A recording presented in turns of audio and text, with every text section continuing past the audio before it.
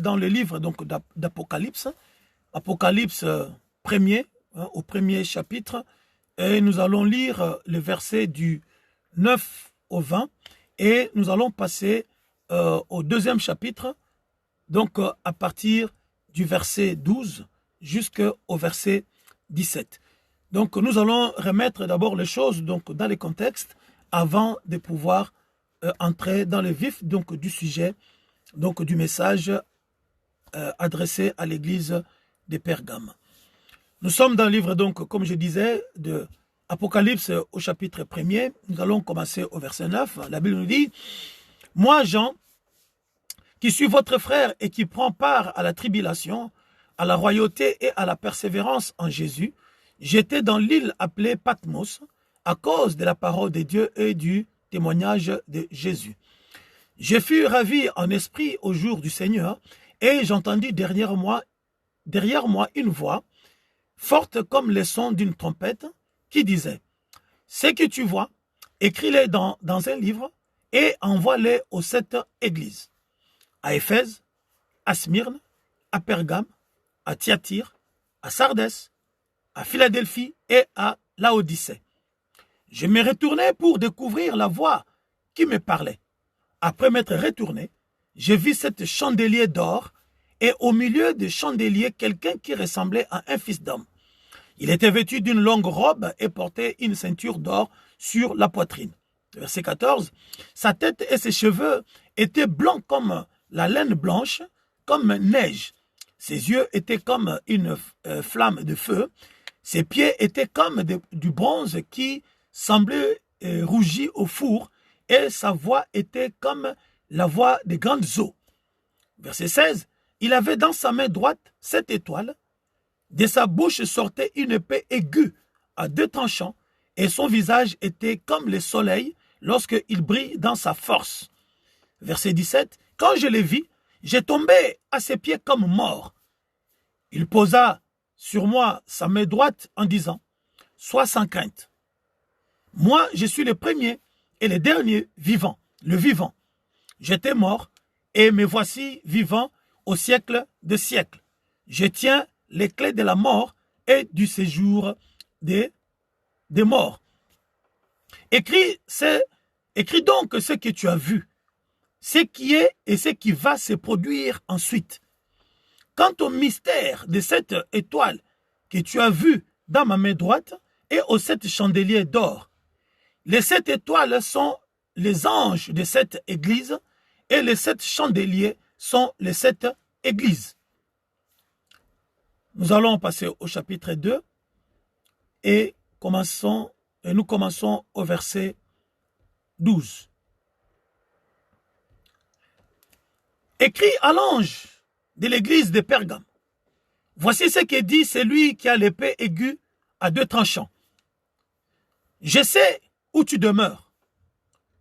Là est le trône de Satan. Tu retiens mon nom et tu n'as pas renié ma foi, même au jour où Antipas, mon témoin fidèle, a été mis à mort chez vous, là où demeure Satan. Mais j'ai contre toi certains griefs. Tu as là des gens qui maintiennent la doctrine de Balaam. Il enseignait à Balak à faire en sorte que les fils d'Israël trouvent une occasion de chute en mangeant des viandes sacrifiées aux idoles et en se livrant à la débauche. De même, tu as, toi aussi, des gens qui maintiennent pareillement la doctrine des Nicolaïtes.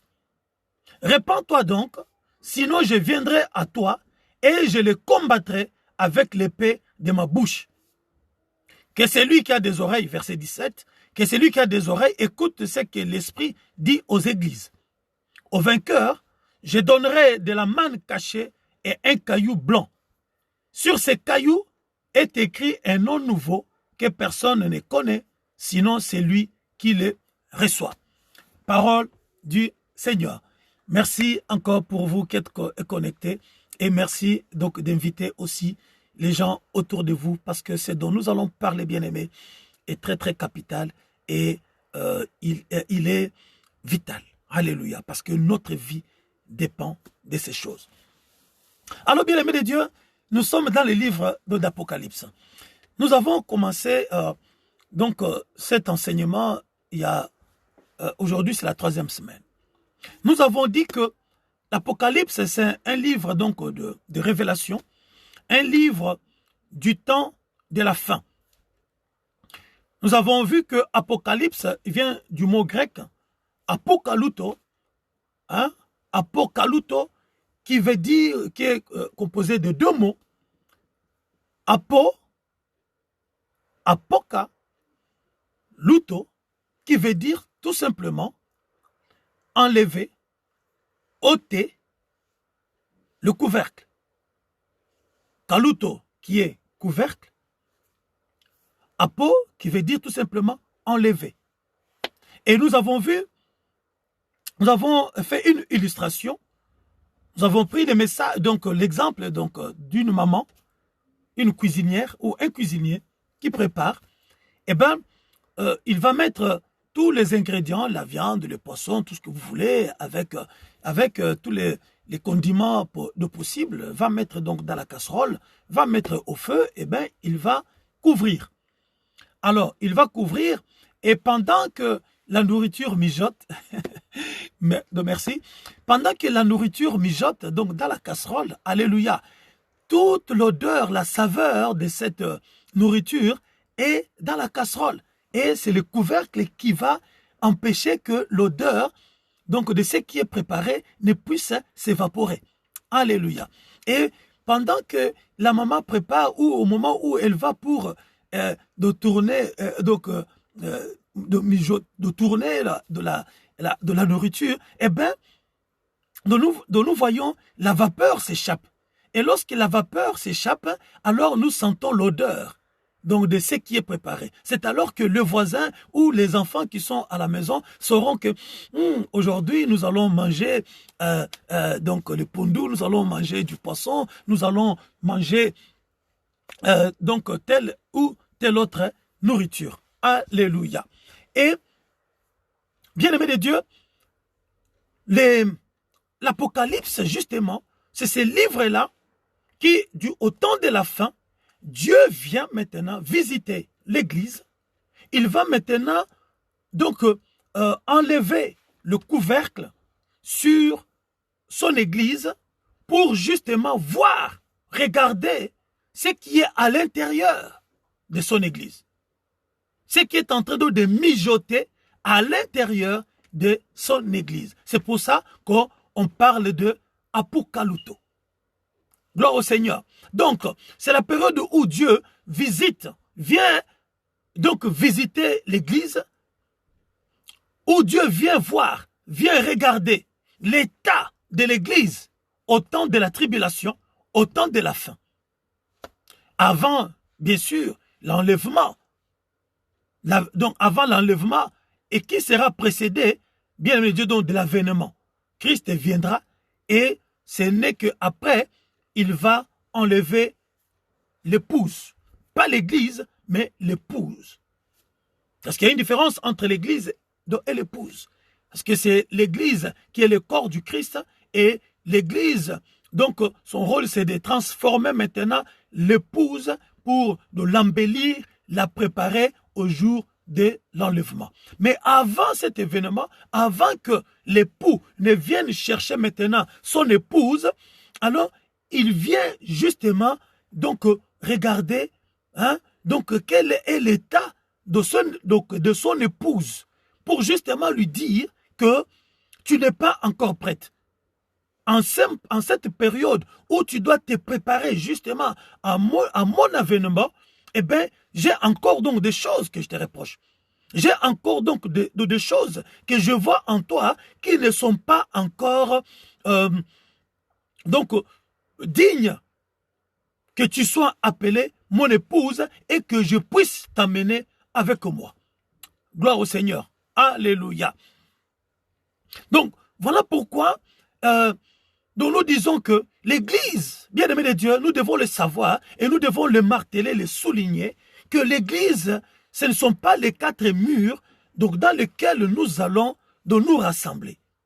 L'église, bien de Dieu, c'est l'ensemble donc de tous les enfants de Dieu, de par le monde entier, alléluia, qui ont donné leur vie à Christ. C'est ça ce qu'on appelle l'église universelle. Mais en réalité, l'église, c'est nous. C'est chacun de nous, bien-aimés de Dieu, qui a cru au Seigneur et qui a donné sa vie au Seigneur. Et dont le corps est devenu maintenant, alléluia, donc le temple du Saint-Esprit. Selon 1 Corinthiens 6, verset 19, où l'apôtre Paul dit, « Ne savez-vous pas, ou avez-vous oublié, ou ignorez-vous encore que vous êtes le temple donc du Saint-Esprit ?» Alléluia. Voilà pourquoi, lorsque nous allons dans le livre donc de Romains, Romains au chapitre 12, Romains chapitre 12 et au verset 1er, écoutons ce que l'apôtre Paul nous dit. Je prends la version Parole vivante où il dit, « Je vous demande donc, frères, à cause de la bonté que Dieu vous a témoignée, de lui consacrer votre être tout entier, que votre corps, vos forces et toutes vos facultés soient mis à sa disposition comme une offrande vivante, sainte et qui plaise à Dieu. C'est là le culte spirituel qui a un sens, un culte logique conforme à ce que la raison vous demande. » Dans notre version, on nous dit, « Je vous exhorte par la compassion de Christ à offrir votre corps, alléluia, comme un sacrifice vivant, ce qui sera de votre part, alléluia, un culte raisonnable. » Mais je préfère cette version de Parole vivante parce qu'elle est beaucoup plus explicite et donc elle nous renseigne encore donc en profondeur. Je vous demande donc, frères, à cause de la bonté de Dieu, la bonté que Dieu vous a témoignée, de lui consacrer votre être tout entier, l'esprit, l'âme et le corps, que votre corps, vos forces et toutes vos facultés intellectuelles, sentimentales, tout ce que vous voulez, soient mises à sa disposition comme une offrande vivante, sainte et qui plaise à Dieu. C'est là le culte spirituel qui a un sens, un culte logique conforme à ce que la raison vous demande. Alléluia. Donc l'église, bien aimé de Dieu, nous voyons que ce ne sont pas les quatre murs que nous pouvons embellir, pour laquelle donc nous demandons aux enfants de Dieu donc de s'appauvrir, alléluia, donc de dépenser donc des fortunes énormes pour mettre donc je ne sais pas des fleurs, des rideaux, donc avec donc la chair qui coûte je ne sais pas combien donc de milliers donc d'euros ou de dollars, alléluia, alors que l'église dont le Seigneur a besoin, la Bible dont le Seigneur fait allusion, bien de Dieu, c'est notre corps pour lequel nous devons dépenser toute l'énergie, toute la fortune que nous avons, alléluia, pourvu que tout notre être, alléluia, lui soit consacré. Voilà l'église dont le Seigneur parle ici. Nous voyons les enfants de Dieu. Aujourd'hui, pendant le confinement là, nombreux ont baissé leur foi. Nombreux, bien de Dieu, ont arrêté donc de prier, ont arrêté donc de louer Dieu. Pourquoi? Parce qu'ils disent, ah, donc notre église est fermée. Mais non, bien-aimé, tu te trompes. L'église n'est pas fermée. L'église, c'est toi. L'église, ce n'est pas les quatre murs. Alléluia. Dieu ne regarde pas ces lieux-là. Dieu ne regarde pas ces lieux-là. Dieu n'est pas dans ces lieux-là. La Bible nous dit que, étant la race de Dieu, nous ne devons pas croire que la divinité soit semblable à de l'or, à de l'argent ou à de la pierre sculptée par l'art et l'industrie de l'homme. Mais Dieu, sans tenir compte des temps, alléluia, il demande tout simplement à tout homme et en tout lieu qu'ils aillent à se repentir. Parce que Dieu a besoin de notre repentance pour qu'il vienne habiter dans notre corps qui est sa propre église. Et la Bible nous dit, Dieu n'habite pas dans des maisons ou dans des lieux faits des mains des hommes. Dieu habite dans une maison faite de ses propres mains, qui est notre corps. Alléluia. Voilà pourquoi la Bible nous dit, lorsque nous allons dans Éphésiens chapitre 2, au verset 20, Éphésiens chapitre 2 et au verset 20, je vais toujours prendre la version de parole vivante. La Bible nous dit, vous êtes l'édifice que Dieu construit sur le fondement des apôtres, ses porte-paroles, c'est-à-dire les prophètes. Jésus-Christ en personne en est la pierre d'angle sur laquelle tout édifice s'aligne. Dans d'autres versions, on nous dit, vous avez été édifiés, alléluia, par les enseignements des apôtres et des prophètes, alléluia, dont le Christ lui-même est la pierre angulaire. Donc l'église, c'est toi, bien-aimé de Dieu. L'église, c'est toi, ma soeur. L'église, c'est toi, mon frère. L'église, c'est moi, alléluia, qui avons donné notre vie à Dieu par la foi en Jésus-Christ et dont nous sommes devenus, alléluia, sa propriété. Voilà pourquoi dans 1 Corinthiens, que je citais tout à l'heure, 1 Corinthiens 6, 19, il dit que vous êtes le temple donc du Saint-Esprit. Vous ne vous appartenez plus. Vous appartenez maintenant à Dieu. L'église, c'est les lieux d'habitation de Dieu. Les lieux où, bien aimé de Dieu, Dieu habite, qui est notre corps. Voilà pourquoi nous disons que le message à cette église, ce sont le message adressé, alléluia, aux cette catégorie des chrétiens qui sont le véritable église de Dieu en ces temps de la fin. Nous avons vu que des dimanches d'avant, nous avons vu le message qui était adressé à l'église donc d'Éphèse. Nous avons vu le message qui était adressé à l'église donc de Smyrne. Et aujourd'hui, le message adressé à l'église de Pergame. Que nous sommes. Nous avons vu Dieu louer la foi de l'église d'Éphèse. Dieu avait vanté, bien aimé de Dieu, donc leur persévérance, leur amour pour Dieu. Mais Dieu leur reprochait d'avoir abandonné leur premier amour. Nous n'allons pas revenir là-dessus. Pour cela, il y a donc ces messages sur YouTube ou sur ma page Facebook. Nous avons vu les messages à l'église donc de Smyrne. Aujourd'hui, le Seigneur s'adresse maintenant à l'église de Pergame. Toi et moi, bien aimé Dieu, nous pouvons nous retrouver aujourd'hui en ces temps de la fin,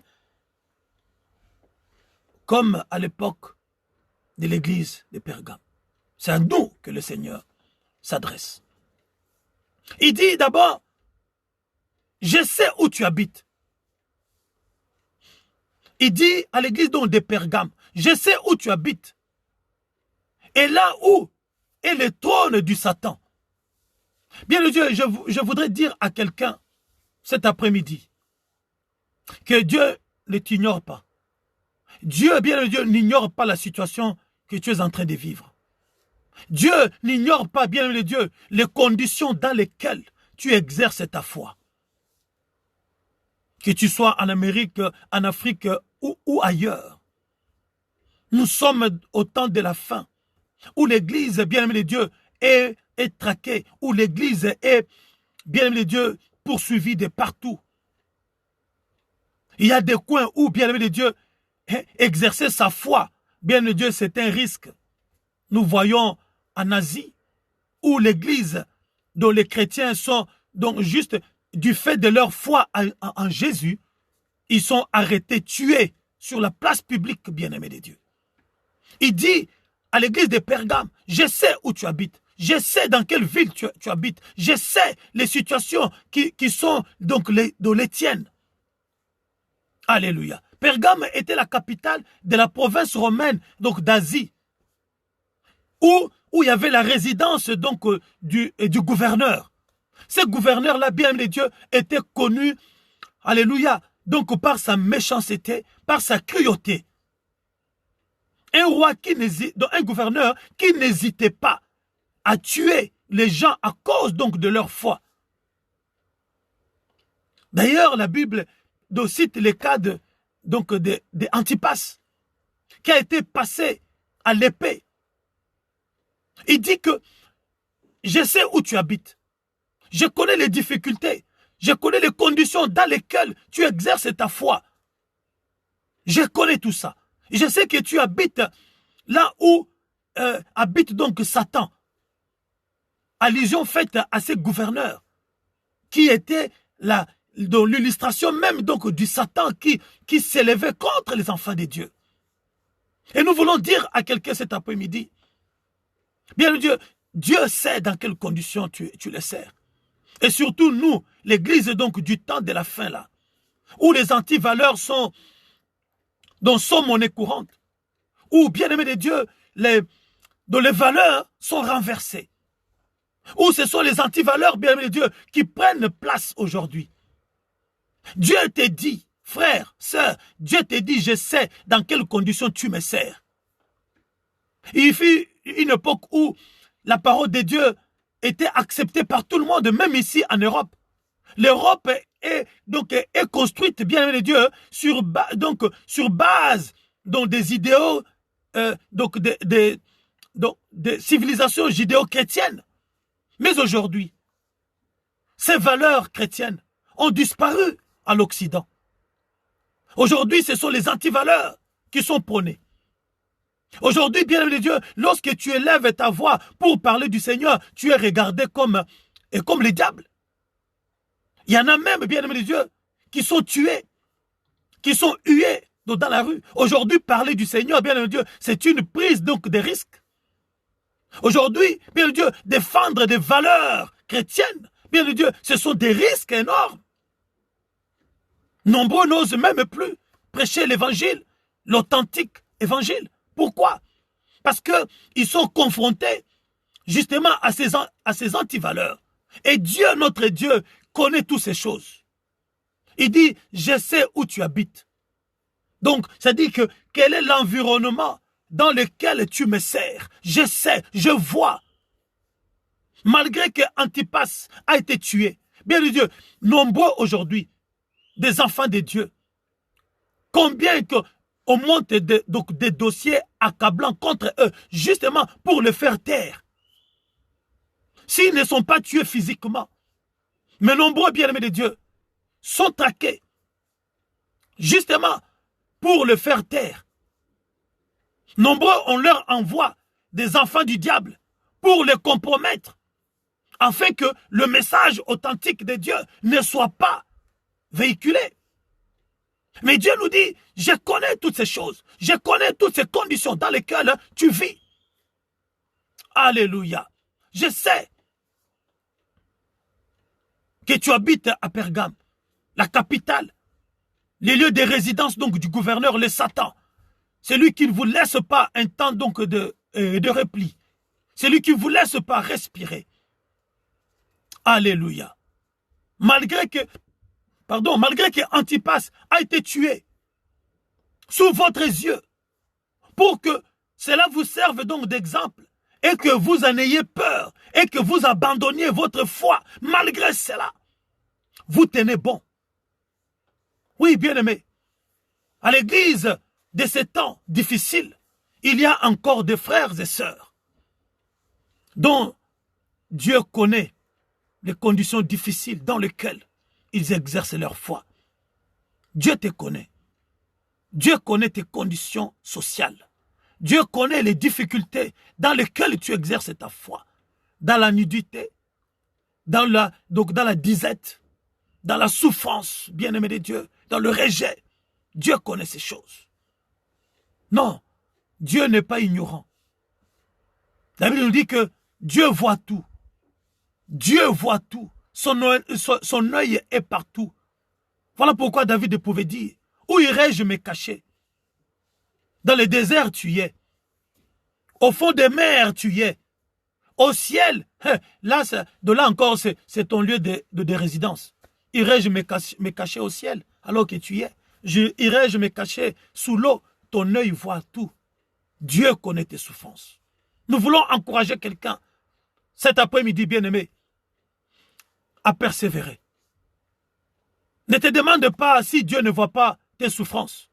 Ne te demande pas si Dieu ne voit pas, bien-aimé de Dieu, les menaces qui sont faites contre toi à cause donc de ta justice, à cause de ta foi. Alléluia. Ne te demande pas si Dieu ne voit pas. Dieu voit. Il dit à l'église de Pergame, je sais où tu habites. Je sais dans quelles conditions tu exerces ma foi. Alléluia. Donc nous sommes de plus en plus attaqués, critiqués, voire même dans d'autres pays, mis à mort.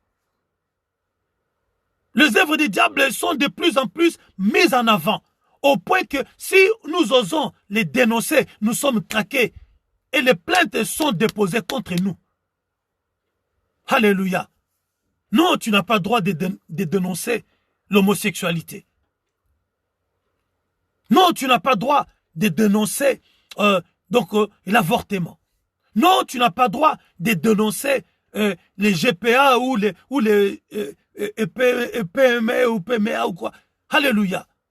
Tu oses dénoncer ces choses, bien de Dieu, tu es traité de xénophobe, non, de homophobe. Tu es traité donc de toutes ces choses. Et il y a même des organisations qui portent plainte contre toi. Voilà les conditions dans lesquelles, bien aimé Dieu, tu exerces ta foi aujourd'hui. Et tu as du mal, bien aimé Dieu, à te mettre donc dans la rue pour donc évangéliser. Parce qu'en évangélisant, tu vas condamner ces choses. Tu dois les dénoncer pour que les gens qui sont donc dans ces choses comprennent que Dieu a besoin d'eux. Il faut qu'ils sortent de ces choses pour qu'ils viennent à Dieu. Alléluia. C'est là que nous devons résister.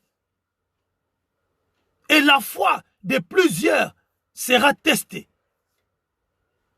Surtout en ces temps de la fin. C'est là où la Bible nous dit, lorsque le Fils de l'homme reviendra, trouvera-t-il la foi sur la terre? Il ne dit pas, trouvera-t-il les gens qui continuent à prier? Il y aura les gens qui vont continuer à prier. Il y aura les gens qui vont continuer, bien aimé Dieu, à aller dans les lieux de culte et de rassemblement. Mais est-ce qu'il y a la foi pour résister à ces choses? Combien aujourd'hui qui se sont compromis? Qui commencent à dire, oui, bon, vous savez, la Bible condamne l'homosexualité, oui. Mais, vous savez, hein, on est au XXIe siècle. Combien qui commencent à se compromettre, à changer de tendance? Il y a même des églises qui bénissent l'union de deux personnes du même sexe. Voilà les choses d'aujourd'hui. Et dans les temps qui viennent, les jours qui viennent, bien-aimés de Dieu, ça sera, tu refuses de bénir le mariage du même sexe. On arrête de ton église. On t'arrête. Si tu es étranger, on te renvoie chez toi. Combien qui vont résister face à ces menaces? Mais l'église de Pergame avait résisté au roi malgré ses cruautés. Alléluia. Nombreux de chrétiens résistent malgré cela et Dieu les approuve. Bien aimé de Dieu, il vaut mieux être approuvé par Dieu, accepté par Dieu, que plutôt d'être cherché à être accepté par les systèmes de ce monde. Ce monde ne nous amènera nulle part. Ce monde passera. Ce monde, bien aimé Dieu, c'est la mort. Mais seule la foi en Dieu. Voilà pourquoi les Étienne ne pouvaient pas, bien aimé de Dieu, renier Christ. Parce qu'ils savaient que si ils reniaient Christ pour préserver leur vie ici sur terre, mais ils ne vivront pas éternellement. ils finiront par mourir et aller rendre des comptes à leur Créateur. Alléluia. Mais malgré cela, malgré les difficultés, malgré ta résistance, alléluia, mais Dieu nous reproche des choses. Dieu nous reproche des choses. Nous allons retourner dans Apocalypse 2. Et il nous dit, mais j'ai contre toi certains griefs. Bien Dieu, malgré notre résistance. Mais bien aimé de Dieu, en ces temps de la fin, Dieu voit qu'il y a encore en nous des choses qui sont réprochables. Des choses qui font que nous ne soyons pas encore prêts à l'enlèvement. Que nous ne soyons pas encore cette épouse-là prête à aller célébrer les noces avec lui. Il dit, mais j'ai contre toi certains griefs. Tu as là des gens qui maintiennent la doctrine de Balaam. Il enseignait à Balak à faire en sorte que le fils d'Israël trouve une occasion de chute en mangeant des viandes sacrifiées aux idoles et en se livrant à la débauche. Bien aimé Dieu, si nous regardons aujourd'hui l'église du temps de la fin, ces choses sont pratiquées à l'église aujourd'hui. Il dit, il y a encore au milieu de toi des gens qui sont attachés aux enseignements ou à la doctrine de Balaam. C'est-à-dire, Balaam, bien-aimé de Dieu, qui connaissait la loi juive, qui connaissait la loi de Dieu, alors qu'il avait été appelé par Balak pour aller maudire le peuple de Dieu, et Dieu le confonda à chaque fois, et ne trouvant pas les moyens d'assouvir le soif de Balak, il a dit, mais attendez, mais puisque moi je n'arrive pas à maudire ce peuple, puisque Dieu m'en interdit, Dieu ne trouve aucune raison pour laquelle ce peuple-là doit être maudit. Il n'y a aucune raison. Mais puisque tu veux arriver à tes fins, voilà ce que tu dois faire. Alléluia. Et il commence à enseigner maintenant à Balak les voies et moyens par lesquels Balak peut pousser maintenant les enfants de Dieu à la faute pour pouvoir maintenant subir la colère de Dieu.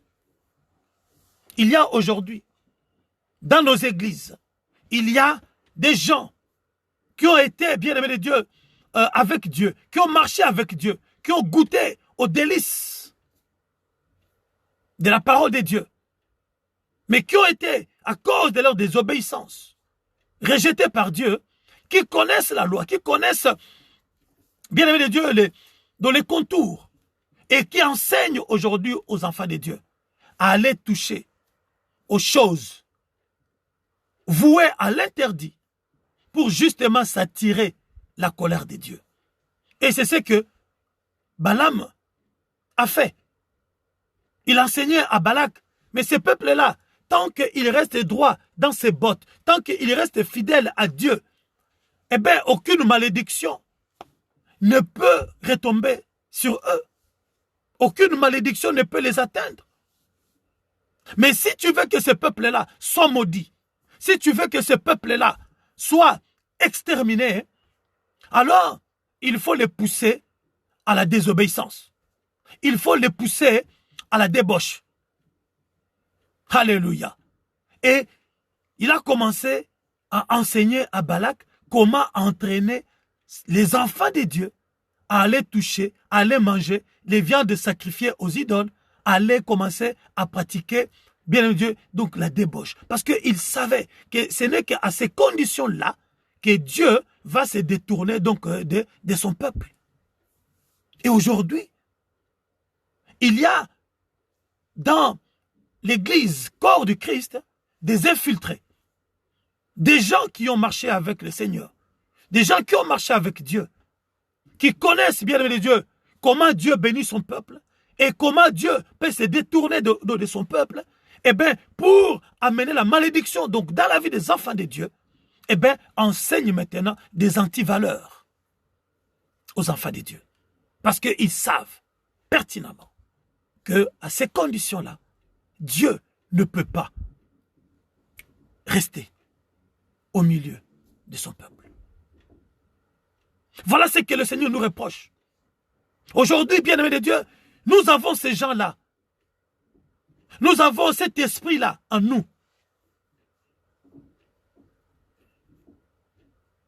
Oui, il y a des gens autour de nous que nous appelons, je ne sais pas, bishop, archibishop, tous les noms que nous leur donnons. Mais qui, alléluia, ne nous conduisent plus dans la voie du Seigneur. Nous enseignent maintenant des choses, alléluia,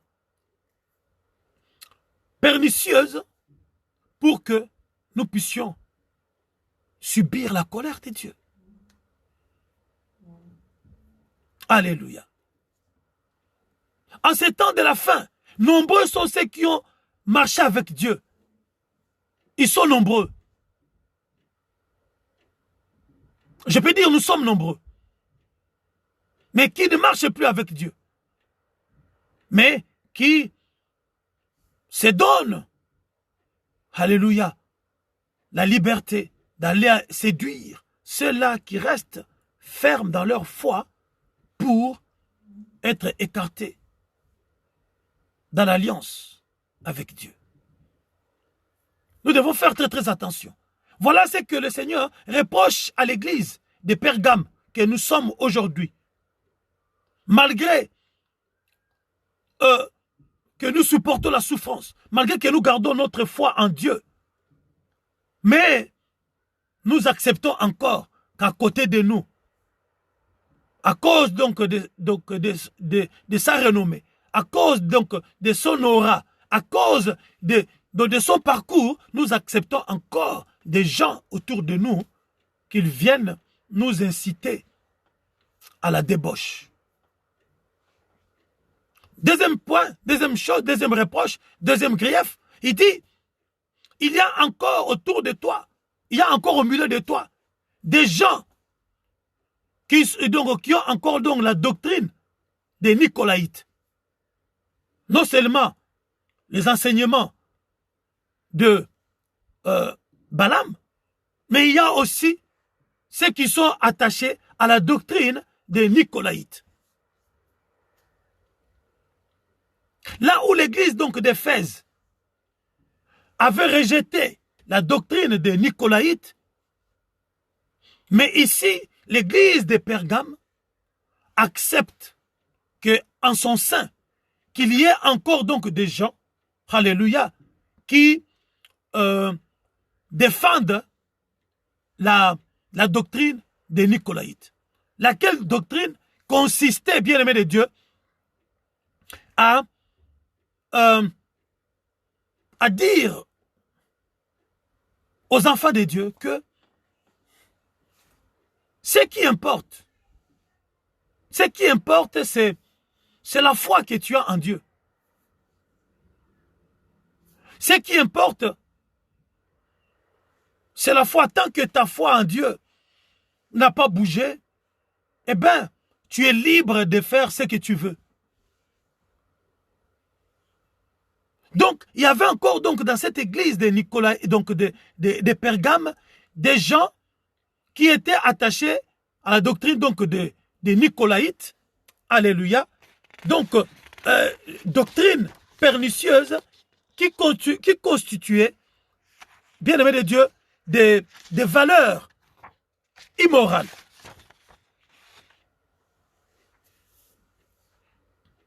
Donc, c'est une doctrine basée sur la liberté. Sur la liberté. C'est-à-dire que, d'après eux, par principe donc de la liberté, on pouvait manger les viandes sacrifiées aux idoles, se permettre donc des actes immoraux, prescrire donc proscrire la prescription de l'assemblée apostolique qui avait siégé à Jérusalem par les apôtres. Rappelons-nous ce qu'on a appelé la conférence de Jérusalem. Il y a eu donc des prescriptions qui ont été faites, qui ont été écrites, envoyées aux églises qui devaient observer. Eh bien, ce courant de pensée des Nicolaïtes consistait à dire non, Christ nous a libérés. Donc, au nom de la liberté que Christ nous a accordée, donc nous sommes libres de faire tout ce que nous voulons. Nous pouvons forniquer, nous pouvons voler, nous pouvons faire tout ce que nous voulons parce que nous sommes maintenant libres. Et par cette liberté-là, donc nous pouvons, après avoir commis tous ces actes, il n'a qu'à aller au pied du Seigneur, demander pardon. Et par la foi en Jésus-Christ, nous serons pardonnés. Mais Dieu ne regarde pas ce que nous faisons. Parce que ce que nous faisons relève de notre liberté. Voilà, bien le Dieu, de la doctrine des Nicolaïtes. Et Dieu reproche à cette église que nous sommes aujourd'hui d'accepter que dans notre vie ou dans nos milieux, qu'il y ait encore des gens, parce qu'il y en a. Lorsque nous entendons certains enseignements, on nous dit quoi? On entend même des pasteurs qui défendent l'idée que l'homme doit avoir, même un pasteur, peut avoir plusieurs femmes, peut avoir 2, 3, 4, 5, donc 10 femmes. Ça, ce sont, bien le Dieu, la doctrine, c'est la doctrine donc des Nicolaïtes. Je suis libre donc de me marier avec autant de femmes. Je suis libre donc de boire, de prendre une cuite tant que je peux, comme je veux. Je suis libre donc de manger n'importe quoi, là où la Bible nous dit que les excès de table sont un péché. Eh bien, la doctrine des Nicolaïtes nous dit que non, au nom de la liberté, tu peux manger comme tu veux, tu peux boire comme tu veux, tu peux te marier autant de fois comme tu veux, tu peux divorcer comme tu veux. Alléluia. L'essentiel est que ta foi en Christ ne change pas. Et aujourd'hui, l'église du temps de la fin que nous sommes, alléluia, bien de Dieu, il y a ces choses-là qui sont enseignées. Il y a ces choses-là, bien de Dieu, qui sont défendues par un certain groupe de gens. Et voilà ce que le Seigneur vient nous reprocher aujourd'hui. Que nous avons encore en notre sein, donc, cette doctrine-là. Par moment, dont nous disons, oui, je suis libre, bon, je peux faire ce que je veux. Alléluia. Et il y en a qui défendent cela. Et le Seigneur vient nous les reprocher. De même aujourd'hui, nous avons des gens, alléluia, qui ne respectent plus rien, qui ne mettent plus devant eux des limites. Pourquoi? Parce que pour eux, nous sommes libres. Je peux me permettre de tout, du moment que ma foi en Christ est intacte. Je peux me permettre. Or, la foi en Jésus-Christ, bien-aimé de Dieu, c'est le changement de comportement. Le changement de la foi en Jésus-Christ, c'est l'acceptation, alléluia, de ce que nous étions pécheurs, la reconnaissance de ce que nous étions, et, bien-aimé de Dieu, la reconnaissance que Christ est notre sauveur et de lui consacrer notre vie, changer notre façon d'être. Je ne peux pas, ou on ne peut pas, dire que je crois en Jésus, bien de Dieu, tout en conservant son mode de vie d'avant. Parce que les viandes sacrifiées aux idoles, c'est ce que les enfants d'Israël, avant la loi, ils faisaient. Ils se sont compromis là-dedans. Mais lorsque Christ est venu, c'est pour leur dire que ces choses-là, vous ne devez plus tremper dedans. Alléluia. Alors, allons voir un peu ce que la Bible nous dit dans Galates chapitre 5. Galates chapitre 5 et au verset 13.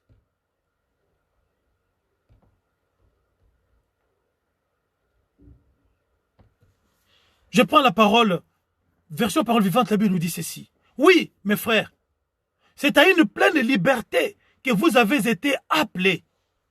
Oui, l'apôtre Paul reconnaît que nous avons été appelés à une pleine liberté. Mais cela ne signifie pas qu'il faille en abuser et laisser libre cours à vos instincts. Que votre liberté ne serve ni de prétexte pour vivre comme des hommes livrés à eux-mêmes et pour assouvir vos convoitises. Qu'au contraire, l'amour vous incite à vous rendre serviteurs les uns des autres. Parole de vie nous dit, vous, frères et sœurs, vous avez été appelés à la liberté. Mais cette liberté ne doit pas être une excuse pour vos désirs mauvais. Au contraire, mettez-vous au service les uns des autres avec amour. Voilà la vraie liberté à laquelle Dieu nous appelle. Il dit, Christ vous a délivré de l'esclavage. Vous avez été esclaves des péchés. Vous avez été esclaves de des choses, bien de Dieu, qui vous rendaient donc esclaves. Vous avez été liés par des choses qui vous a fait rompre votre alliance avec Dieu. Mais maintenant, Christ, par sa mort et sa résurrection, il vous a rendu libre. Mais ne faites pas de la liberté que vous avez obtenue par Christ un prétexte pour assouvir vos convoitises. Alléluia. Combien aujourd'hui qui, à cause donc de cette liberté, se permettent n'importe quoi. À cause de cette liberté, nous pouvons prendre autant de femmes donc, dans nos églises, donc dans nos assemblées. Au nom de cette liberté, nous pouvons, bien-aimés de Dieu, prendre, s'accaparer donc de la caisse donc de l'église, en faire notre bien personnel, laisser les autres membres à leur triste sort. Au nom de cette liberté, faire tout ce que nos instincts charnels nous dictent ou l'énergie de la chair nous dicte. Non. Alléluia. Et lorsque nous retournons au verset 1er, il nous dit, c'est pour la liberté que Christ nous a affranchis.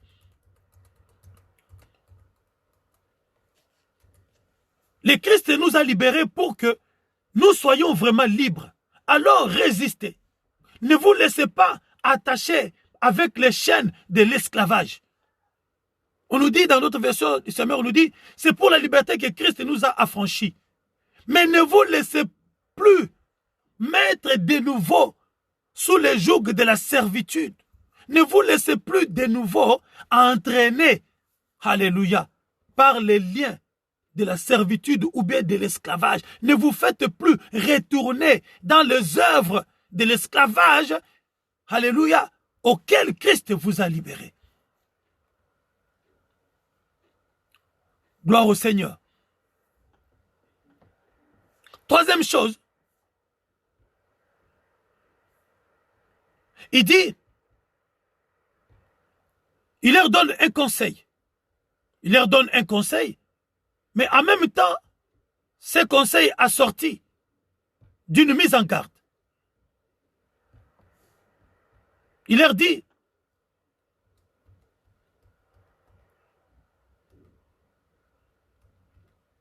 répands-toi donc, sinon je viendrai à toi bientôt et je les combattrai avec l'épée de ma bouche. Dieu nous met en garde. Dieu nous conseille. Il nous dit, répands-toi. C'est en même temps un conseil d'un père. Parce qu'il veut notre bien. Il veut notre salut. Il veut notre bonheur. Il veut notre joie. Il dit, malgré ces choses que je te reproche, puisque tu n'es pas encore prête à être enlevée comme une bonne épouse, mais je suis venu Apocaluto, je suis venu ouvrir, regarder en toi, pour voir si tu es arrivé, si tu es déjà mûr. Mais je vois que, oui, tu es sur la bonne marche, mais il y a encore des choses que je te reproche. Mais, pendant qu'il est encore temps, il dit, répands-toi. Repens, c'est repentir du mot repentance, qui veut dire en grec métanoïa. Métanoïa. Repens-toi. La repentance, c'est la métanoïa. Métanoïa qui veut dire tout simplement, bien-aimé de Dieu, la tristesse qu'on éprouve de ses péchés et la douleur d'avoir offensé Dieu. Métanoïa. La tristesse qu'on éprouve donc de ses péchés. Lorsque j'ai péché, en tant qu'enfant de Dieu, j'éprouve, alléluia, de la tristesse. Et en dehors donc de cette tristesse, j'éprouve, bien de Dieu, de la douleur. Ça me fait souffrir. Au point de dire non. Je ne dois pas rester dans ces choses. C'est ça la repentance. Alléluia. Donc l'homme qui pêche et qui ne se répand pas, c'est tout simplement parce que, bien de Dieu, après avoir péché, il n'éprouve, donc il n'endure aucune tristesse. Il n'éprouve aucune tristesse. Il ne ressent aucune douleur. Son âme ne souffre pas. Son esprit n'est pas attristé. Alléluia. Et il trouve que c'est normal. Mais Dieu nous demande, bien de Dieu, à nous repentir. Dieu nous appelle à la métanoïa. À éprouver donc de la tristesse dans nos péchés. Et de la douleur. Alléluia. Dans nos offenses. Envers Dieu. Et la repentance ou la métanoïa, bien-aimé de Dieu, a sa nécessité. Il est nécessaire, bien-aimé de Dieu, de nous repentir. Il est nécessaire. Ça, nous gardons ça pour un autre enseignement. Donc, la nécessité de la repentance et les étapes de la repentance.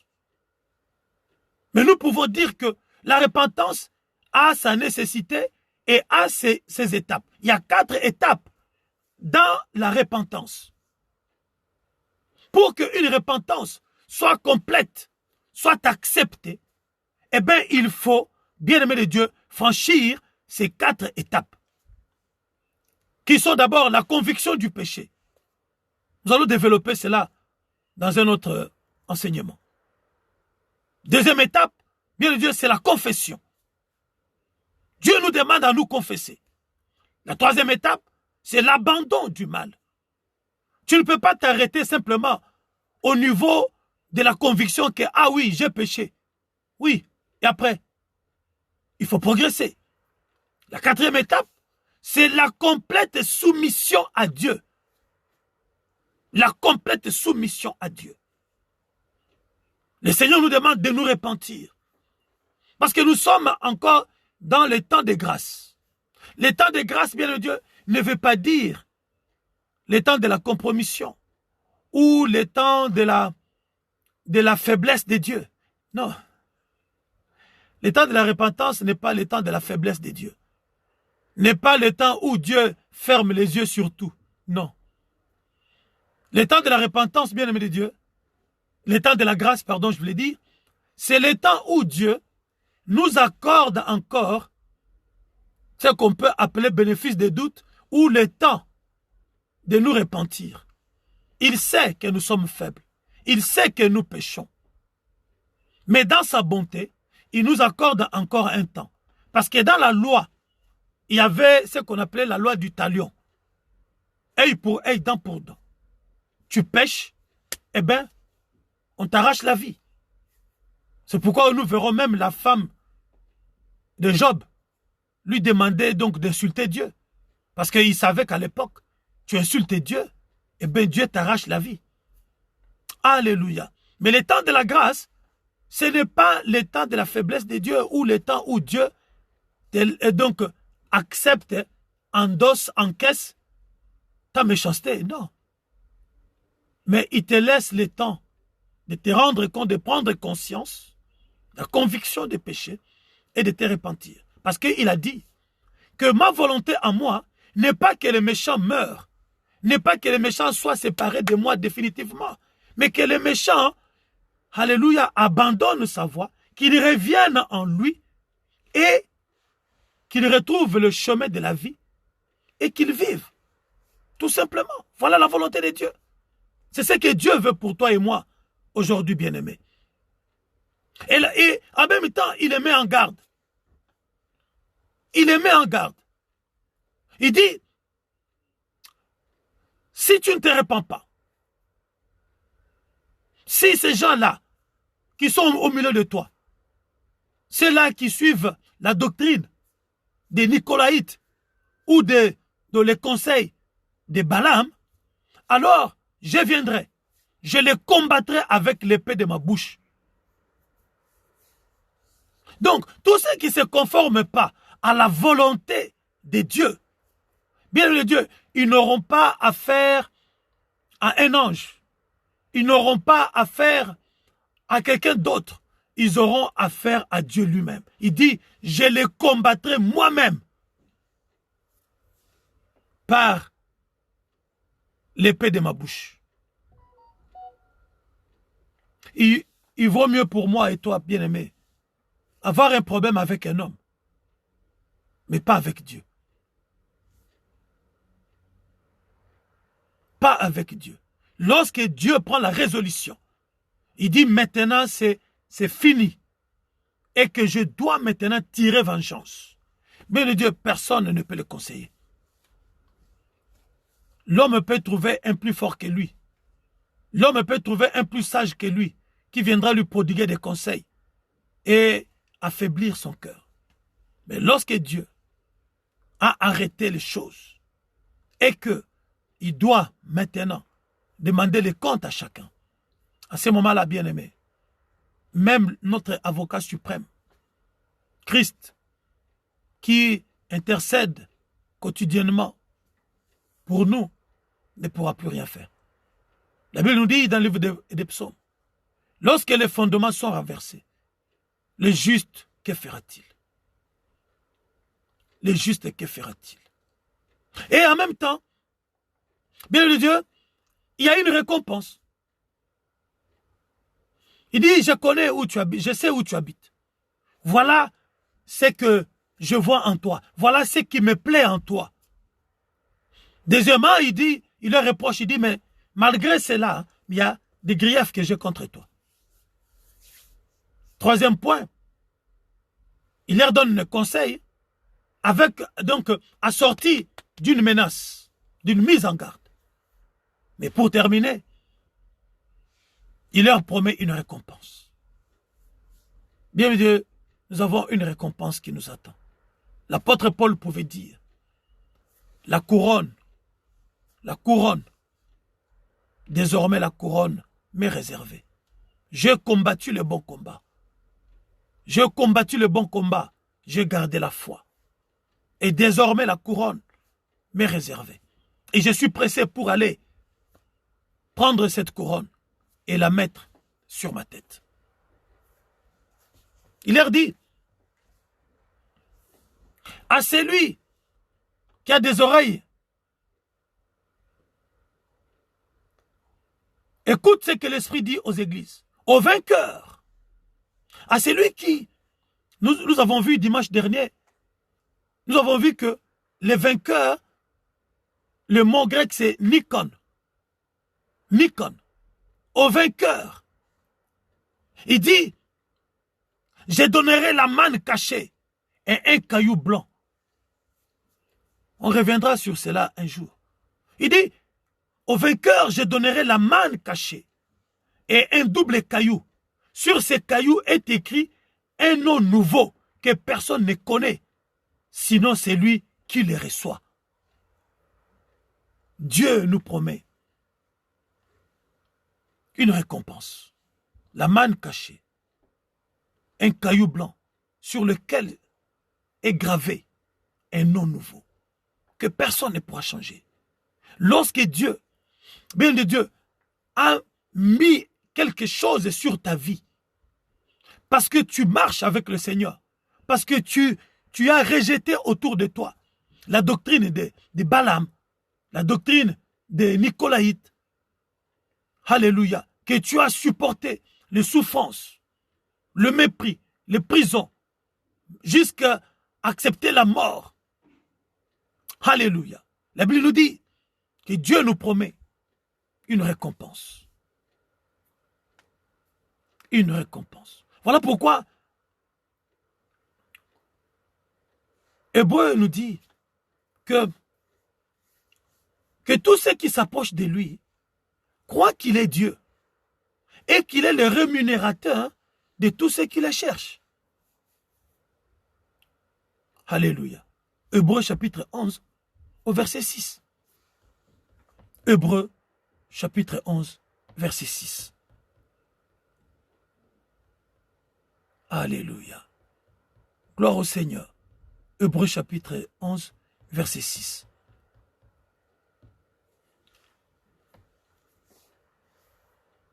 Je prends la parole vivante et on nous dit, or, sans la foi, il ne saurait être question de lui être agréable.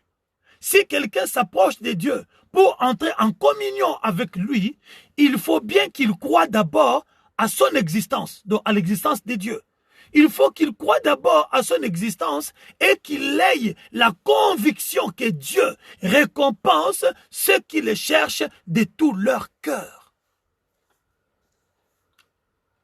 Semeur nous dit, or sans la foi, il est impossible de lui être agréable. Il faut que ceux qui s'approchent de Dieu croient qu'il est Dieu et qu'il est le rémunérateur de tous ceux qui le cherchent.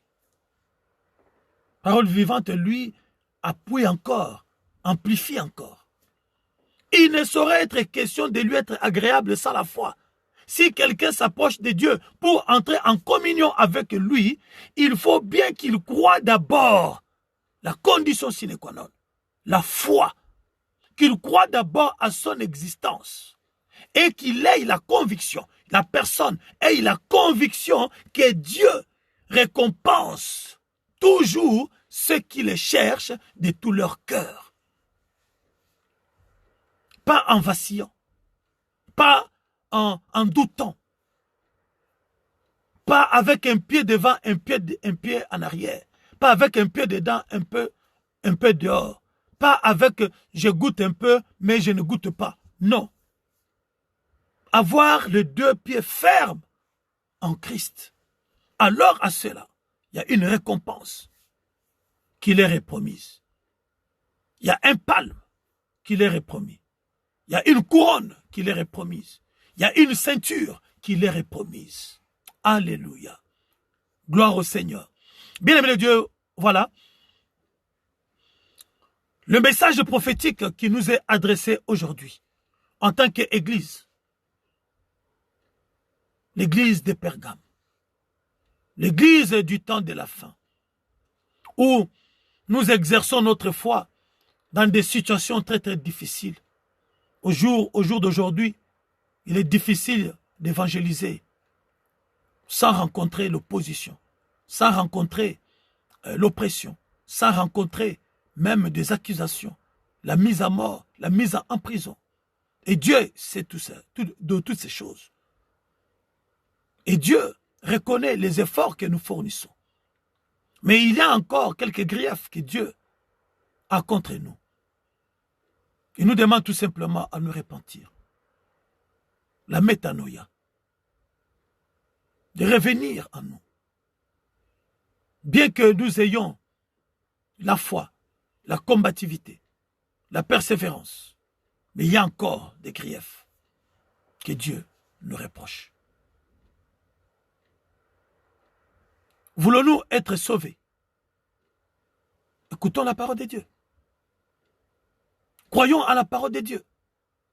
Soumettons-nous à la parole de Dieu. Et le tour est joué. La vie nous est accordée. Les bonheurs que nous recherchons. Les succès que nous recherchons. La bénédiction que nous recherchons.